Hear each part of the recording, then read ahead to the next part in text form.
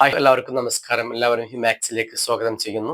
ഒരു chapter, 2 question, sure answer, sure mark എന്ന motto ഉയർത്തിപ്പിടിച്ചുകൊണ്ട് നമ്മൾ നടത്തുന്ന എക്സാമുമായി ബന്ധപ്പെട്ട ക്യാമ്പയിനിങ്ങിന്റെ മറ്റൊരു സെക്ഷനിലേക്ക് എല്ലാവരെയും സ്വാഗതം ചെയ്യുകയാണ്. ഇന്ന് നമ്മൾ ചർച്ച ചെയ്യുന്നത് +2 ഹിസ്റ്ററിയിലെ 12ാമത്തെ ചാപ്റ്റർ ആയിട്ടുള്ള ഗാന്ധിജിയും ദേശീയ പ്രസ്ഥാനങ്ങളും എന്ന് പറയുന്ന ഭാഗമാണ്. ഓക്കെ, ഈ പാഠഭാഗം വളരെ അപകടം പിടിച്ചൊരു പാഠഭാഗമാണ്. എവിടെ നിന്നാണ് ക്വസ്റ്റ്യൻ വരിക എന്ന് പറയാൻ പറ്റില്ല. പക്ഷേ നമുക്കിതിൽ 2-3 ട്രിക്ക് യൂസ് ചെയ്ത് കഴിഞ്ഞാൽ അങ്ങോട്ട് എഴുതി വെക്കാവുന്നതേ ഉള്ളൂ. ഇതിൽ നിന്ന് മെയിൻ ആയിട്ട് ക്വസ്റ്റ്യൻ വന്ന 3 ഭാഗം, അതിലൊന്ന് ഗാന്ധിജിയുടെ ജീവിതം എങ്ങനെയാണ്, അദ്ദേഹം ജനിച്ചത് എവിടെ, അദ്ദേഹം എവിടെ പഠിച്ചു, അദ്ദേഹം എങ്ങനെ ഗാന്ധിജി എന്ന് പറയുന്ന ഒരു ഉന്നത പദവിയിലേക്ക് എത്തിച്ചേർന്നു, ഗാന്ധിജി എന്ന് പറയുന്ന അർദ്ധനഗ്നനായ ഫക്കീർ എന്ന് പറയുന്ന ആ ഒരു ഭാഗം ഉണ്ടല്ലോ, അതിലേക്ക് അദ്ദേഹം എങ്ങനെ എത്തി എന്നുള്ളതൊക്കെ വലിയ ചരിത്രമാണ്. അപ്പൊ അതൊക്കെ പറയുന്ന ഗാന്ധിജിയുടെ ജീവിതം. മറ്റൊന്ന് ഗാന്ധിജിയുടെ ആദ്യകാല, പിൽക്കാല ബ്രിട്ടീഷുകാർക്കെതിരെയുള്ള സമരങ്ങളെ കുറിച്ച് ചോദിക്കുന്ന ഒരു ഭാഗം. ഇതിൽ നിന്ന് ചോദിക്കുന്ന മറ്റൊരു ഭാഗം നമ്മുടെ ക്രിപ്സ് മിഷനാണ്. ഓക്കെ, ക്രിപ്സ് ദൗത്യം.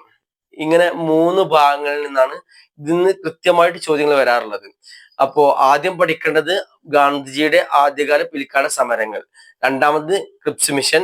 3 സമയമുണ്ടെങ്കിൽ നിങ്ങൾ എന്ത് ചെയ്യാം, ഗാന്ധിജിയുടെ ജീവിതത്തെ കുറിച്ചും കൂടെ പഠിക്കുന്നത് നല്ലതാണ്. നോട്ട്സ് വേണമെങ്കിൽ ചോദിക്കണം, ഇതിന്റെ കൂടെ നോട്ട്സ് തരാനായിട്ട് പറ്റും. ഓക്കെ, എല്ലാവരും ചാനൽ ഫോളോ ചെയ്ത് കാണുക. ഓക്കെ, അപ്പൊ ഇനി നമുക്ക് വിഷയത്തിലേക്ക് കടക്കാം. ഗാന്ധിജിയുടെ ജീവിത രീതിയാണ് ചോദിക്കുന്നത്. പക്ഷെ നമ്മൾ ഗാന്ധിയുടെ സമരങ്ങളെ കുറിച്ചാണ് പഠിച്ചതെങ്കിലും ജീവിത രീതിയെ കുറിച്ച് ചോദിക്കുകയാണെങ്കിൽ നമുക്ക് ഈ സമരങ്ങളെ കുറിച്ച് എഴുതാം. കാരണം ഗാന്ധിജിയുടെ ജീവിതം സമരമായിരുന്നു, നമുക്കറിയാമല്ലോ. അതുകൊണ്ട് ഇത് എഴുതിയാലും മാർക്ക് കിട്ടും. പക്ഷെ ഗാന്ധിജിയുടെ ജീവിതത്തെ കുറിച്ച് എഴുതുന്ന അത്ര മാർക്ക് കിട്ടില്ലെങ്കിൽ പോലും നമുക്ക് മാർക്ക് ലഭിക്കും. ഓക്കെ, അപ്പോ പരമാവധി ഉപയോഗപ്പെടുത്തണം ഈ സമയത്ത് അറിയിക്കുകയാണ്. ഇനി നമുക്ക് ഗാന്ധിജിയുടെ ആദ്യകാല, പിൽക്കാല സമരമുറകൾ എങ്ങനെയൊക്കെയാണെന്നുള്ളത് നമുക്കൊന്ന് പരിശോധിച്ചിട്ട് വരാം. നമ്മളിതിലേക്ക് വരുമ്പോ 2 രീതിയിലാണ് ഗാന്ധിജിയുടെ സമരങ്ങൾ മുൻപോട്ട് പോയിട്ടുള്ളത്. ആദ്യം സത്യാഗ്രഹ മാർഗമാണ് അദ്ദേഹം സ്വീകരിച്ചത്. എന്നാൽ പിന്നീട് അദ്ദേഹം അതിൽ നിന്ന് മാറിയിട്ട് നിസ്സഹകരണ പ്രസ്ഥാനത്തിന്റെ ഒരു അമരത്തേക്കൊക്കെ വരുന്നുണ്ട്. ആദ്യകാല സമരമായിട്ടുള്ള ഈ സത്യാഗ്രഹ സമരങ്ങളെ കുറിച്ച് കുറച്ച് കാര്യം നമുക്ക് പറയാനുണ്ട്. അതിലൊന്നാണ് ചമ്പാരൻ സത്യാഗ്രഹം എന്ന് പറയുന്നത്. ഇന്ത്യയിലെ ഗാന്ധിജിയുടെ ആദ്യ സത്യാഗ്രഹമായിട്ട് പറയപ്പെടുന്ന ചമ്പാരൻ സത്യാഗ്രഹമാണ്. ബീഹാറിലെ നീലം കർഷകർ, അവരോട് ബ്രിട്ടീഷുകാര് ആ കാലം വരെ പരമ്പരാഗതമായിട്ട് ചെയ്തു വരുന്ന കൃഷിയൊക്കെ നിർത്തിയിട്ട് നീലം കൃഷി മാത്രം ചെയ്യാൻ വേണ്ടിയിട്ട് നിർബന്ധിക്കുന്നു. പക്ഷെ കർഷകർ അത് വിസമ്മതിക്കുകയാണ് ചെയ്യുന്നത്. ഇവിടെ ബ്രിട്ടീഷുകാരുടെ ആവശ്യം എന്ന് പറഞ്ഞാല് അവർ ഉദ്ദേശിക്കുന്നത് ഒരുപാട് നീലം കൃഷി ചെയ്യിപ്പിച്ചിട്ട് അതിന് ഒരു മാർക്കറ്റ് ഇല്ലാതെയാക്കുക, അതിനൊന്നും മൂല്യമില്ലാതെയാക്കുക, എന്നിട്ട് വളരെ ചീപ്പ് റേറ്റ് എടുത്തിട്ട് അത് അവരുടെ നാടായ ബ്രിട്ടനിലേക്ക് കൊണ്ടുപോയിട്ട് അവിടെ എന്ത് ചെയ്യുക, നല്ല രീതിയിൽ വിറ്റ് കാശാക്കുക. ഇതാണ് ഉദ്ദേശിച്ചത്.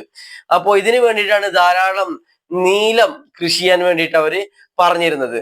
ഇതിൽ കർഷകർ അപകടം മണത്തു, അവരിതിന് തയ്യാറായില്ല. അതിന് പേര് വലിയ പ്രക്ഷോഭങ്ങളും പ്രശ്നങ്ങളും പിന്നെ നടക്കുന്നു. 1917 ഗാന്ധിജി ചമ്പാരനിൽ എത്തിയിട്ട് കർഷകരുമായിട്ട് ചർച്ച നടത്തുകയും അവർക്ക് വേണ്ടി മുന്നിൽ നിൽക്കാൻ തയ്യാറാവുകയും ചെയ്തു. പിന്നീട് പറയണ്ടല്ലോ, സമരം മറ്റൊരു തലത്തിലേക്ക് പോയി. ബ്രിട്ടീഷുകാർക്ക് കർഷകരുടെ ആവശ്യം അംഗീകരിക്കേണ്ടതായി വന്നു. ഇതായിരുന്നു ഗാന്ധിജിയുടെ ജീവിതത്തിൽ ആദ്യത്തെ സമരം എന്ന് പറയുന്നത്, ചമ്പാരൻ സത്യാഗ്രഹം. ഇനി നമുക്ക് പറയാനുള്ളത് അഹമ്മദാബാദ് മിൽ സമരത്തെ കുറിച്ചാണ്. 1916 ഈ സമരം നടക്കുന്നത്. സമരത്തിന്റെ കാരണം മില്ലിലെ തൊഴിലാളികളും അതുപോലെ തന്നെ അതിന്റെ ഉടമകളും തമ്മിലുള്ള പ്രശ്നം തന്നെയായിരുന്നു. കൂലിയുമായി ബന്ധപ്പെട്ട വിഷയം. കൂലി വർധനവിന് ചൊല്ലിയാണ് പ്രശ്നങ്ങൾ തുടങ്ങിയത്. കൂലി വർദ്ധിപ്പിക്കാൻ പറ്റില്ല എന്ന് ഇതിന്റെ മാനേജ്മെന്റ് പറയുന്നു. പക്ഷെ അതിന് വിസമ്മതിക്കുന്നു. 1918 പണിമുടക്ക് അവിടെ ആരംഭിക്കുന്നു. ഗാന്ധിജി ഈ പ്രശ്നത്തിൽ ഇടപെടുന്നു. ഏകദേശം 35% കൂലി വർധനവിന് ഈ സമയത്ത് മാനേജ്മെന്റ് തയ്യാറാവുന്നുണ്ട്. ഇത് ഗാന്ധിജിയുടെ ഈ ഒരു സത്യാഗ്രഹ വിജയത്തിന്റെ മറ്റൊരു ഭാഗമാണ്. ഇനി നമുക്ക് പറയാനുള്ളത് കേദ സത്യാഗ്രഹം. 1918 കേദ സത്യാഗ്രഹം നടക്കുന്നത്. ഗുജറാത്തിലെ കേദയിൽ കർഷകർക്ക് വേണ്ടിയാണ് ഈ സമരം നടക്കുന്നത്. കേദയിലെ കർഷകർ വരൾച്ച മൂലം വലിയ കൃഷിനാശത്തിലേക്ക് പോകുന്നു. ആ സമയത്ത് നികുതിയിൽ ഇളവ് വേണമെന്ന് പറഞ്ഞ് അവര് ഗവൺമെന്റിനെ സമീപിക്കുന്നു. പക്ഷെ ഗവൺമെന്റിന് തയ്യാറാവുന്നില്ല. ഇതിന്റെ പേരിൽ കർഷകരും ഗവൺമെന്റും തമ്മിലുള്ള ഒരു പ്രശ്നം പിന്നീട് ഗാന്ധിജി ഇടപെടുകയും അത് സത്യാഗ്രഹത്തിന്റെ മുറയിലേക്ക് പോവുകയും ചെയ്തപ്പം അവസാനം ബ്രിട്ടീഷ് ഗവൺമെന്റിന് മുട്ടുമടക്കേണ്ടതായിട്ട് വന്നു എന്നുള്ളതാണ് മറ്റൊരു ഭാഗം.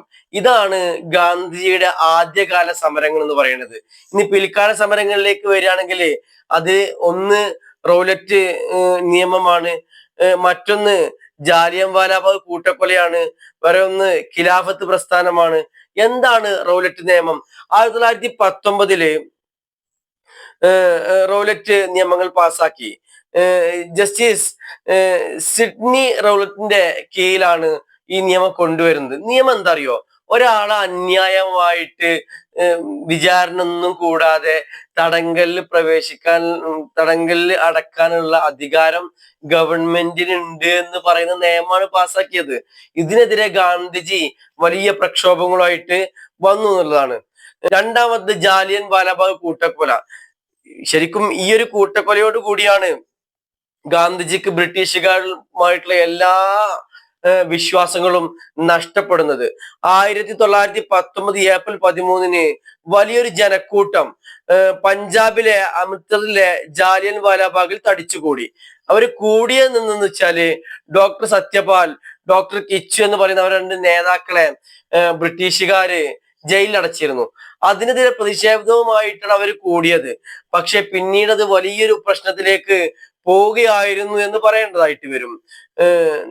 100-ലേറെ പേർ കൊല്ലപ്പെടുന്ന രീതിയിലേക്കാണ് പിന്നീട് പ്രശ്നം പോയത്. കാരണം ആകെ ഒരു വാതിലുള്ള ജാലിയൻ വാലാബാഗ് എന്ന് പറയുന്ന ഒരു ഓഡിറ്റോറിയം, അതിന്റെ ബാക്കിയുള്ള എല്ലാ ഭാഗവും കൃത്യമായിട്ട് അടച്ചിട്ട് അമൃത്സറിലെ പട്ടാള മേധാവി ആയിരുന്ന ജനറൽ ഡയർ തന്റെ കീഴുദ്യോഗസ്ഥരോട് വെടിവെക്കാൻ പറഞ്ഞു. ബ്രിട്ടീഷുകാരായിട്ടുള്ള പട്ടാളക്കാര് വെടി അങ്ങോട്ട് വെക്കാൻ തുടങ്ങി. അവര് തുരെ നിറയൊഴിച്ചു. ഒരുപാട് ആളുകൾ ആ സമയത്ത് അവിടെ മരിച്ചു വീഴുന്നുണ്ട്.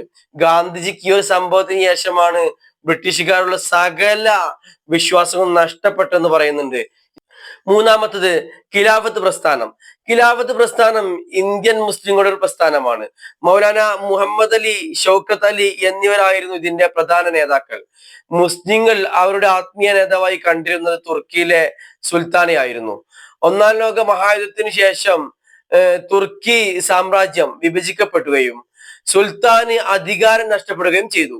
1919 ഇന്ത്യൻ മുസ്ലിങ്ങൾ തുർക്കിയിലെ സുൽത്താന്റെ നഷ്ടപ്പെട്ട അധികാരങ്ങൾ വീണ്ടെടുക്കുന്നതിന് വേണ്ടിയിട്ട് ഖിലാഫത്ത് പ്രസ്ഥാനം രൂപീകരിച്ചു. ഗാന്ധിജി ഖിലാഫത്ത് പ്രസ്ഥാനത്തിനെ വലിയ രീതിയിൽ പിന്തുണക്കുന്നുണ്ട്. ഹിന്ദു മുസ്ലിം ഐക്യം ഉണ്ടാക്കുന്നതിന് ഈ പ്രസ്ഥാനത്തിനെ എങ്ങനെ ഉപയോഗപ്പെടുത്താമെന്നാണ് ഗാന്ധി നിരീക്ഷിച്ചത്.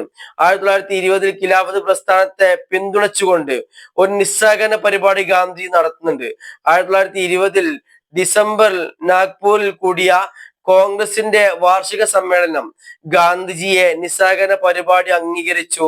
ഇതോടെ നിസ്സഹകരണ പ്രസ്ഥാനത്തിന് തുടക്കമായി എന്ന് പറയുന്നുണ്ട്. അപ്പോൾ ഇങ്ങനെ രണ്ട് രീതിയിലായിരുന്നു ഗാന്ധിജിയുടെ സമരമുറ. ഒന്ന് സത്യാഗ്രഹവും മറ്റൊന്ന് നിസ്സഹകരണവും. ഇത് രണ്ടും മറക്കരുത്. ഓക്കെ, ഈ ചാപ്റ്ററിൽ നിന്ന് ചോദിക്കുന്ന മറ്റൊരു ഭാഗമാണ് ക്രിപ്സ് മിഷൻ അല്ലെങ്കിൽ ക്രിപ്സ് ദൗത്യം എന്ന് പറയുന്നത്. ശരിക്കും ഇതൊരു പരാജയപ്പെട്ട ദൗത്യമാണ്, എങ്കിലും ഇത് ക്വസ്റ്റ്യൻ ആയിട്ട് വരാറുണ്ട്. എന്താണ് ഇത് നമുക്ക് നോക്കാവുന്നതാണ്. രണ്ടാം ലോക മഹായുദ്ധത്തിലെ ജപ്പാൻ യുദ്ധത്തിൽ വലിയ മേൽക്കോയ്മ നേടുകയും അത് ബ്രിട്ടീഷുകാർക്ക് വലിയ ഭീഷണി ഉയർത്തുകയും ചെയ്യുന്നുണ്ട്. തെക്ക് കിഴക്ക് ഏഷ്യയിലെ ധാരാളം രാജ്യങ്ങൾ ജപ്പാൻ പിടിച്ചെടുത്തു. അവരുടെ യുദ്ധം ഇന്ത്യയുടെ പതിവാദിക്കൽ വന്നെത്തി. ഈ സമയത്ത് യുദ്ധത്തിന്റെ ഒരു ചെറുത്തുനിൽപ്പിന് വേണ്ടിയിട്ട് ഇന്ത്യക്കാരുടെ സഹായം വേണമെന്ന് ബ്രിട്ടീഷുകാർക്ക് മനസ്സിലായി.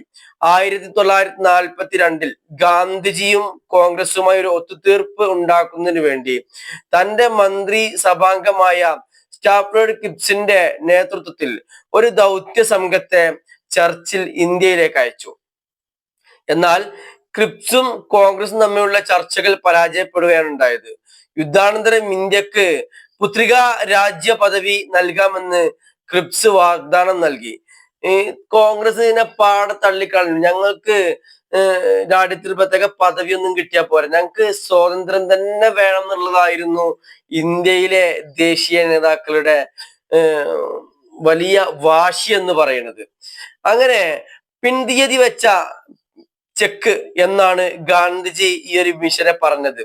വൈസ്രോയുടെ എക്സിക്യൂട്ടീവ് കൗൺസിൽ ഡിഫൻസ് അംഗമായി ഒരു ഇന്ത്യക്കാരനെ നിയമിച്ചാൽ ബ്രിട്ടീഷുകാരുമായി സഹകരിക്കാമെന്ന് കോൺഗ്രസ് നിർദ്ദേശിച്ചുവെങ്കിലും അത് സ്വീകരിക്കപ്പെട്ടില്ല. അങ്ങനെ ക്രിപ്സ് ദൗത്യം പരാജയപ്പെട്ടു. ഇതാണ് ഈ ഭാഗത്ത് ചോദിക്കുന്ന മറ്റൊരു ക്വസ്റ്റ്യൻ. ഇങ്ങനെ ഏകദേശം 3 ക്വസ്റ്റ്യൻ എനിക്ക് പറയാനുള്ളത്. അതിലൊന്ന് ഗാന്ധിജിയുടെ ആദ്യകാല പിൽക്കാല സമരങ്ങളും മറ്റൊന്ന് ക്രിപ്സ് മിഷനും. സമയമുണ്ടെങ്കിൽ നിങ്ങൾ എന്ത് ചെയ്യണം, ഗാന്ധിജിയുടെ ആദ്യ ജീവിത ഭാഗങ്ങളെ കുറിച്ചുകൂടെ പഠിക്കണം. അദ്ദേഹം ജനിച്ചതും അദ്ദേഹത്തിന്റെ വളർച്ചകളും അദ്ദേഹത്തിന്റെ നേട്ടങ്ങളെ കുറിച്ചൊക്കെ ഒരു ഐഡിയ ഉണ്ടാക്കിയിട്ട് പോകുന്നത് നല്ലതാണ്. സംശയങ്ങൾ ഉണ്ടെങ്കിൽ ചോദിക്കണം, നോട്ട്സ് വേണമെങ്കിലും ചോദിക്കണം, നമ്പർ കൂടെ കൊടുക്കുന്നുണ്ട്. ഓക്കെ, മറ്റൊരു ഭാഗവുമായിട്ട് വീണ്ടും കാണാം. Okay, thank you.